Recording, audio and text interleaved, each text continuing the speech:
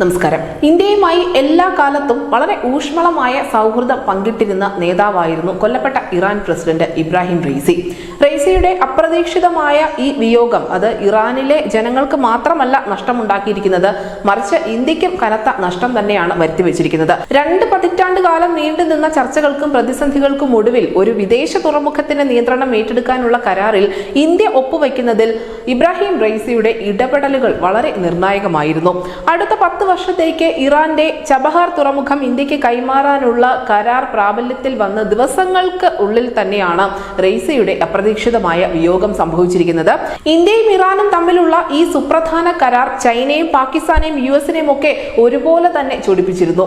മാത്രമല്ല, പാശ്ചാത്യ രാജ്യങ്ങളുടെ നിരോധനത്തിൽ വീർപ്പുമുട്ടുന്ന ഇറാന് അവശ്യ വസ്തുക്കളും മരുന്നുകളും മറ്റും ഇന്ത്യയിൽ നിന്നും ലഭിക്കുന്നതിനുള്ള വാതിൽ ഈ കരാറിലൂടെ തുറക്കുകയും ചെയ്യും. അതിനോടൊപ്പം തന്നെ പശ്ചിമേഷ്യയിൽ ഇന്ത്യയുടെ സ്വാധീനം വർദ്ധിപ്പിക്കുന്ന ഒരു ഘടകമായി തന്നെ ഇറാനുമായുള്ള സൗഹൃദം വിലയിരുത്തപ്പെടുന്നുണ്ട്. എന്തായാലും ഇത്രയധികം നിർണായകമായ തീരുമാനങ്ങൾ എടുത്ത അല്ലെങ്കിൽ ഇന്ത്യയുമായുള്ള സൗഹൃദം വീണ്ടും ഒന്നുകൂടി ഊഷ്മളമാക്കിയ ഇബ്രാഹിം റൈസിയുടെ അപ്രതീക്ഷിതമായ ഈ വിയോഗം അത് ഇന്ത്യ ഇറാൻ ബന്ധത്തെ എങ്ങനെ ബാധിക്കും എന്ന തരത്തിലുള്ള ചില ചർച്ചകൾക്ക് കൂടി ഇപ്പോൾ തുടക്കമായിട്ടുണ്ട്. ഖസാക്കിസ്ഥാൻ, തജിക്കിസ്ഥാൻ, ഉസ്ബെക്കിസ്ഥാൻ തുടങ്ങിയ മധ്യേഷ്യൻ രാജ്യങ്ങളിലേക്കും പാകിസ്ഥാനെ മറികടന്നുകൊണ്ട് റഷ്യ വരെയും ചബഹാർ വഴി ചരക്ക് കടത്താനുള്ള ഇന്ത്യയുടെ നീക്കം അത് ഇസ്രയേലുമായി ഇന്ത്യ ഇപ്പോൾ പുലർത്തിപ്പോരുന്ന ഒരു ബന്ധത്തെ ഒന്നും വകവയ്ക്കാതെയാണ്, അല്ലെങ്കിൽ അതൊക്കെ നിരാകരിച്ചുകൊണ്ടാണ് ഇബ്രാഹിം റൈസിയുടെ ഇടപെടലിന്റെ ഭാഗമായി അല്ലെങ്കിൽ പിന്തുണയുടെ ഫലമായി അത്തരത്തിലുള്ള ഒരു പാതയൊരുക്കാൻ ഇന്ത്യക്ക് സാധിച്ചത്. റൈസിയുടെ മരണത്തോടെ ഇറാന്റെ പരമോന്നത നേതാക്കളിൽ ഒരാളെയാണ് നഷ്ടപ്പെട്ടതെങ്കിൽ ഇന്ത്യക്ക് നഷ്ടമായിരിക്കുന്നത് അടുത്ത സഖ്യകക്ഷിയെ തന്നെയാണ്.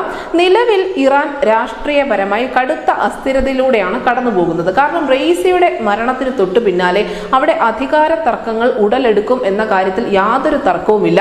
കാരണം ഇതിനോടകം തന്നെ റൈസിയെ അനുകൂലിച്ചുകൊണ്ടും അല്ലെങ്കിൽ റൈസി വിമർശകരുമൊക്കെ 2 പക്ഷമായി ഭരണതലപ്പത്ത് തന്നെ ചേരി തിരിഞ്ഞിട്ടുണ്ട്. ഇതൊക്കെ ഉണ്ടാക്കാൻ പോകുന്ന പ്രത്യാഘാതങ്ങൾ അത് ഇന്ത്യ ഉൾപ്പെടെയുള്ള സഖ്യകക്ഷികളുമായി അവർ ഇപ്പോൾ പുലർത്തിക്കൊണ്ട് വന്നിരിക്കുന്ന നയതന്ത്ര തീരുമാനങ്ങളെയൊക്കെ അടിമുടി മാറ്റാൻ ശേഷിയുള്ളത് തന്നെയാണ്.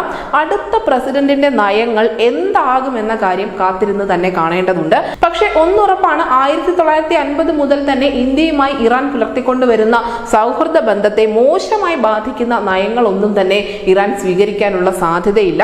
കാരണം ഇന്ത്യയോളം വിശ്വസ്തനായ ഒരു നയതന്ത്ര പങ്കാളിയെ, ഒരു സഖ്യകക്ഷിയെ ഇറാൻ ഈ സമീപ ഭാവിയിലൊന്നും ലഭിക്കാനും പോകുന്നില്ല.